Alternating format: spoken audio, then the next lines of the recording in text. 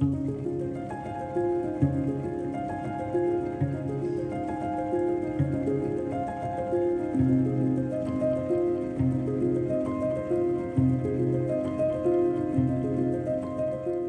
incredibly excited to make today's video because I just launched a brand new online workshop all about film photography with a company called Moment. This is a 3-hour online workshop that's available to buy at the link in the description, and it covers literally everything I know about film photography. Throughout it, we cover all the basics like camera types, film types, what you need to get started, and then go much more in depth into things like metering and testing the exposures of different films. There's also a ton of actual practical footage of me going out and shooting and applying all those different techniques. My goal with this course wasn't to make it about how to shoot like me. It was more so about enabling you to use film for whatever kind of photography you like. This is everything that I've ever learned and taught in one place. The video you're about to watch is an 8-minute section where we go out and make some pictures with a point and shoot camera.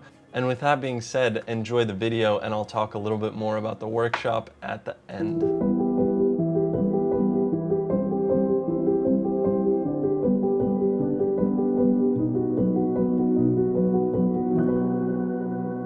In this section of the course, we're taking a little road trip down to Santa Cruz, California.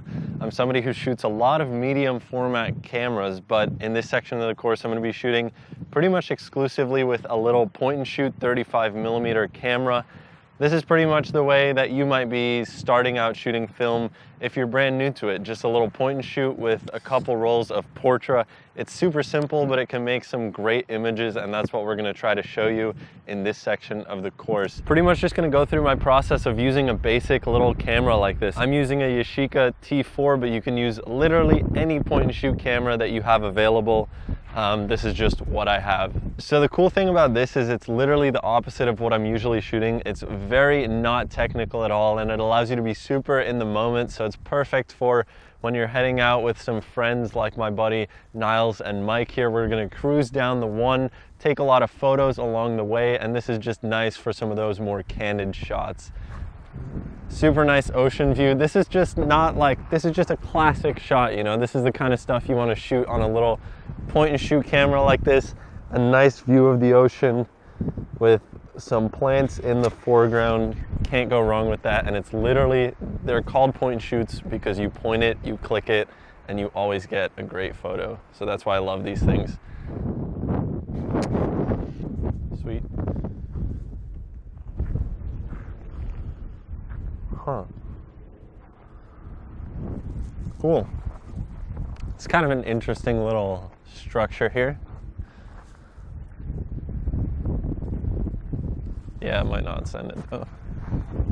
Maybe one more. First vertical photo of the course. This is my first vertical photo of the course. Wow, I really effed that up. Nice.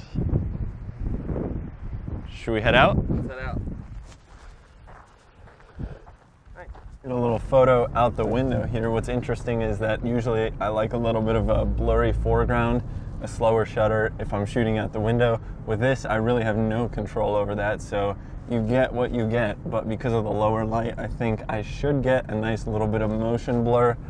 And while we're cruising down this super scenic road, I might just occasionally snap a couple photos out the window.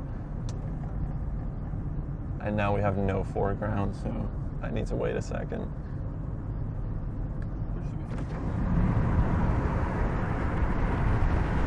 Can you get this in frame? Yeah. Cool. Come on. Something good.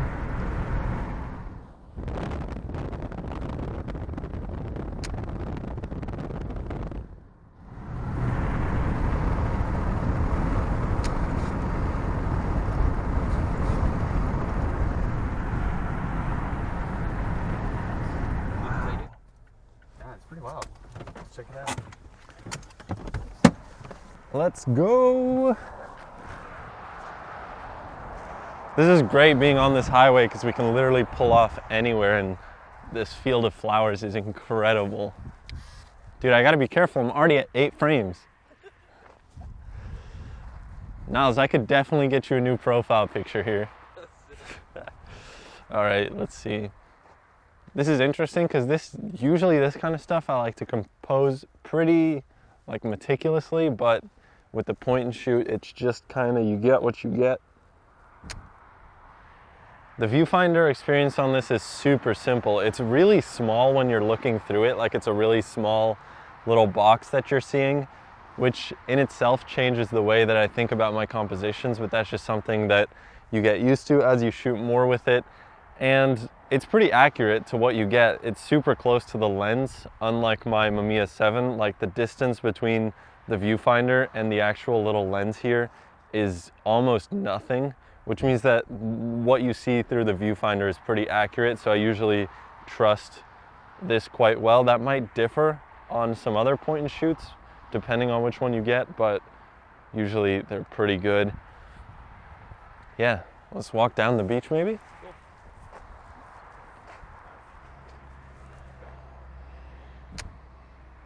I only brought one roll for this trip, so I'm really trying to just savor the film as much as possible and kind of capture this trip on these 36 frames, which is part of the fun of film, is being limited to a certain number of frames. You also really don't know where the focus point is. This is an autofocus camera, so if I shoot this landscape right now, I don't know if it's going to focus to infinity or if it's going to focus to the closest thing to the lens. Some point shoots like this one do have what's called a true focusing lens, which means that it has an autofocus system built in. Other point shoots you'll find are just fixed focus, and the focus is pretty much set at some kind of midpoint, and because the lenses are usually high apertures anyway, it doesn't really need a focusing system. But with a point and shoot like this, it's kind of nice because you get a little bit of depth of field if you shoot something close up. Cool. Let me see if I got one more somewhere.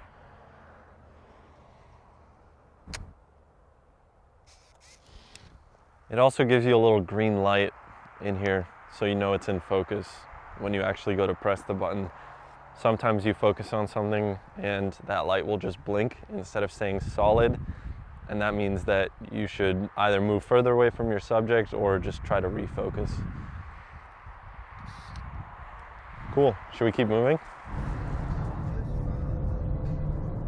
We spotted a nice little car over there, and Mike is cool enough to pull back around so we can take a couple photos of it. Sprinklers going off in the background. Overall, it was a nice little composition.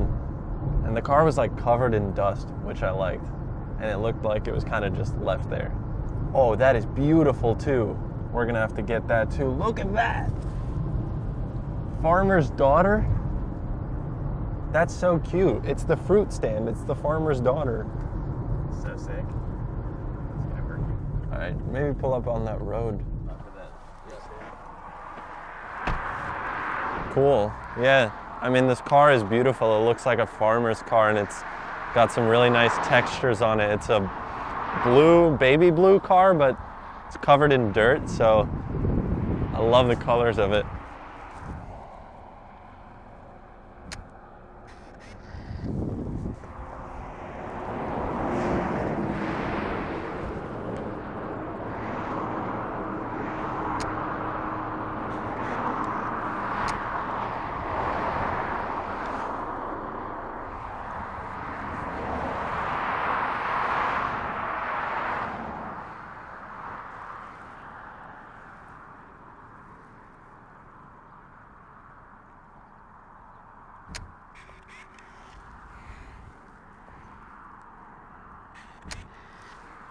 So with this frame, I shot 4 photos. First, kind of some wide scenes, and then punching in, getting a couple detail shots of the car. There was so much texture going on between like the dirt on the car and the blue color.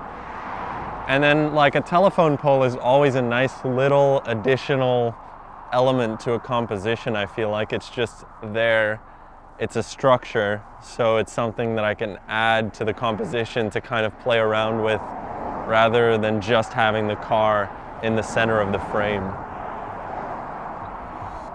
I hope you guys enjoyed watching that little preview of the point and shoot section. That was just part 1. There's also 2 more parts to this section, and the whole workshop is 3 hours filled with a ton of information. Like I said, it really covers the very basics, like what to do when you're just getting started and how to shoot essentially your first roll of film, all the way to way more intricate sort of techniques like advanced metering techniques, showing what highlight versus shadow metering does, how to rate your film, even like lab preferences to get your film developed with. I really wanted this course to be a foundation in terms of technical knowledge so that when you actually go out and shoot whatever subject that you might be interested in, you sort of have the technical knowledge that enables you to do that. The course is on sale right now. In the description, there's a sale price because it has just launched. The price of the course will go up a little bit in the future, but right now for the launch, it's available at a discounted price. There's also like a Slack group where we can talk about things that you shoot, and there's even a photo assignment at the end to sort of get you out shooting. I want to say thank you to the Moment team. They put a ton of work into this, and I really think it shows in terms of the production of this workshop. I think this is even something that has some rewatching value. This is not something you watch once and be done with it. There's a lot of information in the workshop that I think is just worth rewatching. If you do buy the workshop, I just want to say thank you so much. It's by far the best way of supporting the channel and what I do here. So hopefully you guys enjoy it, and that's pretty much it for this video. I'll be back in a couple days, I think, with my full road trip video, making the trip out to film this workshop. So that should be really fun. That's it for now. Peace.